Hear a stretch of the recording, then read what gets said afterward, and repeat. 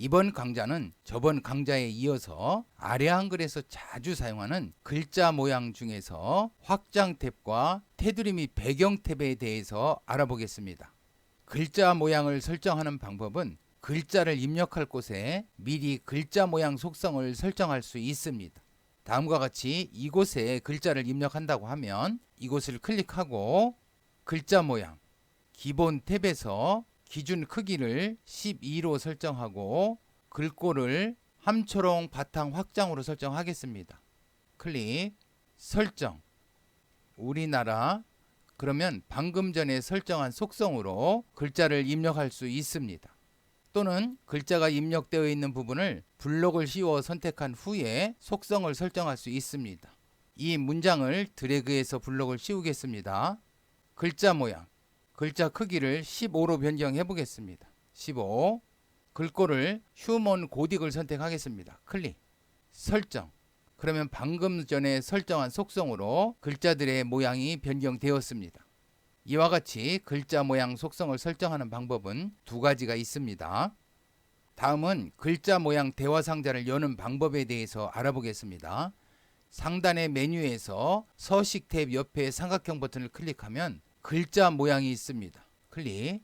그러면 다음과 같이 글자 모양 대화 상자가 나타납니다. 취소. 편집 탭을 클릭하면 리본 메뉴에 글자 모양이 있습니다. 서식 탭을 클릭하면 리본 메뉴에 글자 모양이 있습니다. 편집 창에 한 곳을 클릭하고 마우스 오른쪽 버튼을 클릭하면 이 팝업 메뉴에 글자 모양이 있습니다. 글자 모양을 변경할 글자들을 블록을 씌우고 마우스 오른쪽 버튼을 클릭하면 다음과 같이 글자 모양이 있습니다. 또 키보드를 사용해서 글자 모양 대화 상자를 여는 방법은 Alt 키와 L 키를 동시에 누르면 됩니다. Alt L. 그러면 다음과 같이 글자 모양 대화 상자가 열립니다. 취소. 이 글자 모양 기능은 문서를 편집할 때 가장 많이 사용하는 기능 중에 하나입니다. 그러므로 단축키 Alt L을 암기해 두는 것이 좋습니다. 먼저 글자 모양 대화 상자에서 확장 탭의 기능에 대해서 알아보겠습니다. 문서 편집창 한 곳을 클릭하고 마우스 오른쪽 버튼 클릭, 글자 모양 클릭. 그러면 다음과 같은 글자 모양 대화 상자가 나타납니다. 확장 탭을 선택하겠습니다. 확장 클릭. 이 확장 탭에서는 다음과 같이 여러 가지 설정을 할 수 있습니다. 그림자는 글자 밑에 그림자를 만들어 줍니다. 없음을 선택하면 그림자가 없는 상태가 됩니다. 비연속을 선택하면 글자와 그림자가 일정한 거리로 떨어진 상태가 됩니다. 이 X방향의 값을 0보다 크게 설정할수록 오른쪽 방향으로 글자와 그림자를 더 멀리 떨어지게 해줍니다. 20으로 설정해 보겠습니다. 20. 그러면 이 그림자를 글자보다 오른쪽으로 더 멀리 떨어지게 해 주었습니다. X방향의 값을 0보다 작게 설정할수록 왼쪽 방향으로 글자와 그림자를 더 멀리 떨어지게 해줍니다. 마이너스 20으로 설정해 보겠습니다. 마이너스 20. 그러면 이 그림자를 글자보다 왼쪽 방향으로 더 멀리 떨어지게 해 주었습니다. Y방향의 값을 0보다 크게 설정할수록 아래쪽 방향으로 글자와 그림자를 더 멀리 떨어지게 해줍니다. 20으로 설정해 보겠습니다. 20. 그러면 이 그림자를 글자보다 아래쪽 방향으로 더 멀리 떨어지게 해 주었습니다. Y방향의 값을 0보다 작게 설정할수록 위쪽 방향으로 글자와 그림자를 더 멀리 떨어지게 해줍니다. 마이너스 20으로 설정해 보겠습니다. 마이너스 20. 그러면 이 그림자를 글자보다 위쪽 방향으로 더 멀리 떨어지게 해 주었습니다. 이 색은 그림자의 색상을 설정해 줍니다. 우측에 있는 삼각형 버튼을 클릭하고 주황색을 선택해 보겠습니다. 클릭. 그러면 이 그림자의 색상이 주황색으로 설정되었습니다. 연속을 선택하면 글자와 그림자가 연결된 상태가 됩니다. 이 X방향의 값을 0보다 크게 설정할수록 오른쪽 방향으로 그림자의 크기를 더 크게 해줍니다. 20으로 설정해 보겠습니다. 20. 그러면 그림자의 크기를 오른쪽 방향으로 더 크게 해 주었습니다. X방향의 값을 0보다 작게 설정할수록 왼쪽 방향으로 그림자의 크기를 더 크게 해줍니다. 마이너스 20으로 설정해 보겠습니다. 마이너스 20. 그러면 이 그림자를 왼쪽 방향으로 더 크게 해 주었습니다. Y방향의 값을 0보다 크게 설정할수록 아래쪽 방향으로 그림자의 크기를 더 크게 해줍니다. 20으로 설정해 보겠습니다. 20. 그러면 이 그림자를 아래쪽 방향으로 더 크게 해 주었습니다. 이 Y방향의 값을 0보다 작게 설정할수록 위쪽 방향으로 그림자의 크기를 더 크게 해줍니다. 마이너스 20으로 설정해 보겠습니다. 마이너스 20. 그러면 이 그림자의 크기를 위쪽 방향으로 더 크게 해 주었습니다. 이 색은 그림자의 색상을 설정해 줍니다. 삼각형 버튼을 클릭하고 보라색을 선택해 보겠습니다. 클릭. 그러면 이 그림자의 색상을 보라색으로 설정해 주었습니다. 밑줄은 글자에 밑줄을 그어 줍니다. 위치를 없음을 선택하면 밑줄이 없는 상태입니다. 삼각형 버튼을 클릭하고 아래쪽에 한번 밑줄을 그어 보겠습니다. 아래쪽 클릭. 그러면 글자의 아래쪽에 밑줄을 그어 줍니다. 삼각형 버튼 클릭하고 위쪽을 클릭하면 글자의 위쪽에 밑줄을 그어 줍니다. 아래쪽에 그어 보겠습니다. 삼각형 버튼 클릭하고 아래쪽. 모양은 밑줄의 모양입니다. 삼각형 버튼 클릭하고 실선, 파선, 점선, 이와 같이 여러 가지 방법으로 밑줄을 그을 수 있습니다. 실선을 선택하겠습니다. 클릭. 또 밑줄의 색상도 선택을 할 수 있습니다.